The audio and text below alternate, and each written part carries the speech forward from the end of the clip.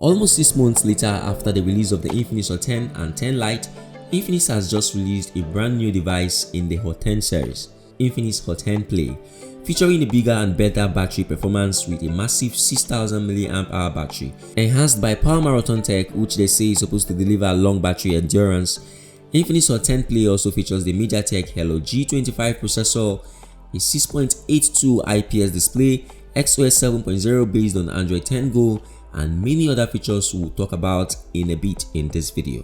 What's up guys, it's Victor here again. In this video, I will review the Infinix Hot 10 Play.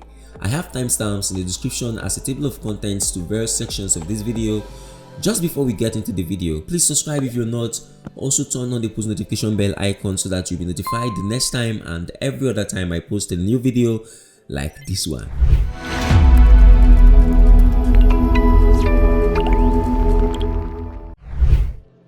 At first glance, the Infinix Hot 10 Play looks so much like Infinix Hot 9 Play, Smart 5 and Hot 10 Lite from the front and back perspective. It is made of a polycarbonate plastic material. Quality is just what we would expect from an entry-level phone, and yes, this is a cheap phone. The Infinix Hot 10 Play has that beautiful back design with textures that we saw on the Smart 5 and Hot 9s.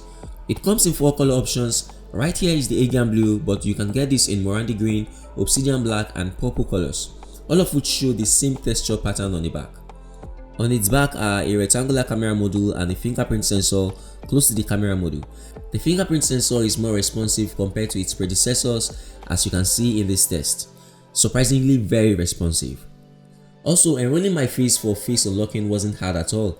In the same environmental and light condition that gave the Samsung A12 trouble to register my face, the Infinix did it like it's no man's business. On the right side of the phone are the volume rockers sitting just above the power button.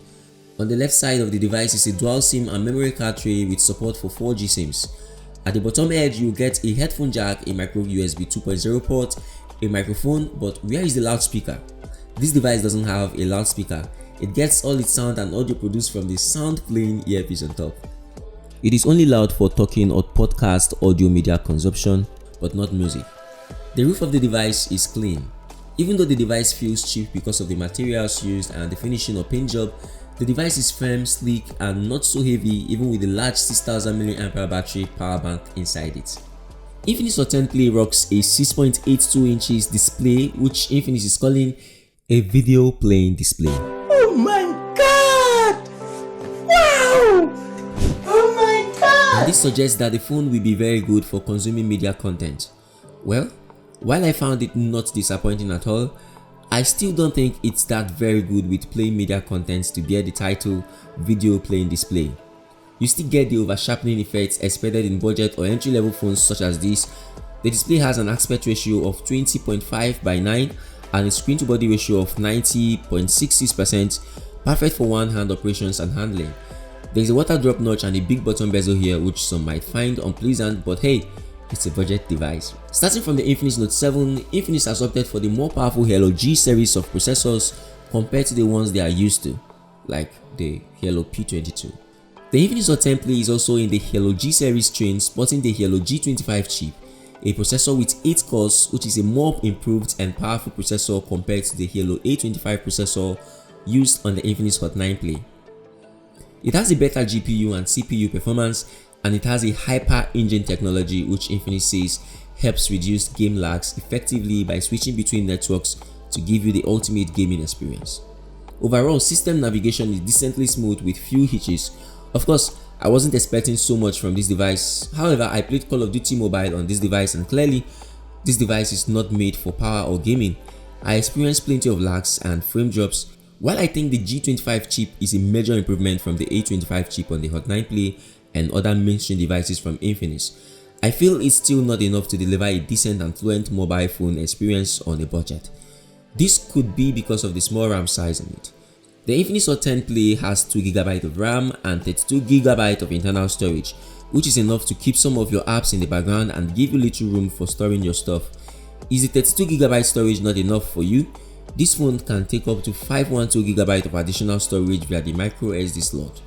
Infinix Hot 10 Play packs a 6000 mAh super battery that's quite large in its price range. It also supports the new Power Marathon tech designed by Infinix to help you get more out of your battery life on a single charge.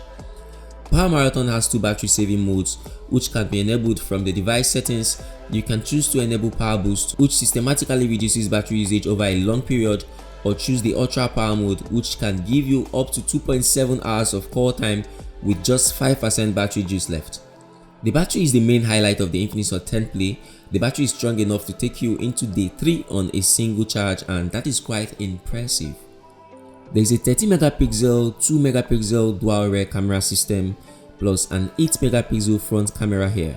And talking about the camera or picture quality, honestly I feel there's not much to say considering the cost of this device and its target audience. Pictures are what you would expect from an entry-level Infinix device. Under ideal light situations, pictures from the rear camera are decent and sharp, but the shutter speed is slow. If you move almost immediately after pressing the shutter button, you will get a motion blurred image like this. Night pictures look pathetic and you'll be better off without the flashlight. Surprisingly, the dynamic range here is impressive. On the selfie side, pictures come out with a red tint and colors aren't close to real life. Video quality is what you would expect from a $130 device, no stabilization, and its mass resolution is 1080p at 30 frames per second. Mic quality is good for this segment, and this is how the mic performs. Testing 1 2, testing 1 2. This is a microphone test of the Infinix Hot 10 Play. The audio you are currently listening to is coming straight out of the Infinix Hot 10 Play, and I am holding the phone the same way I would when making a proper phone call. Do let me know what you think about the audio quality in the description or in the comment section below. Infinix Hot 10 Play runs on XOS 7.0 based on Android 10 Go edition. The XOS 7.0 software on the Infinix Hot 10 Play makes the device fully usable in one-handed mode.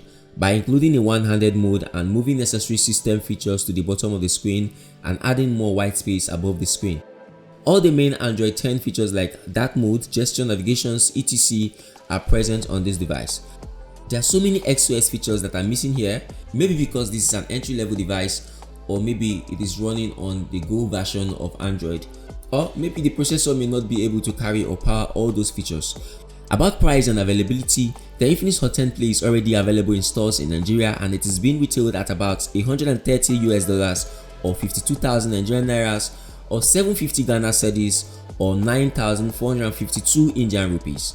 This is quite a price for a 2GB and 32GB smartphone with 6000 mAh battery powerhouse and a video playing display. There is also another variant of the Hot 10 Play with 4GB of RAM, 64GB of storage, and an Helio G25 chip, which is a more better option in my opinion. For $130 or 52,000 Nairas device, the pros includes a massive 6000 mAh battery, a decent video playing display, fast and accurate fingerprint sensor. And the cons include Android 10, there's no USB Type-C here but micro USB 2.0. It only has 2GB of RAM and 32GB of internal storage. There's no loudspeaker grill, all the sound are produced from the earpiece on top of the device, and the camera performance is uninspiring. On balance, this is a smartphone that isn't so capable of tackling power-intensive tasks, but it's pocket-friendly and available for everyone. Subscribe if you're not, like and share if it was helpful. Thank you for seeing this one. I will see you when I see you in the next one. Peace.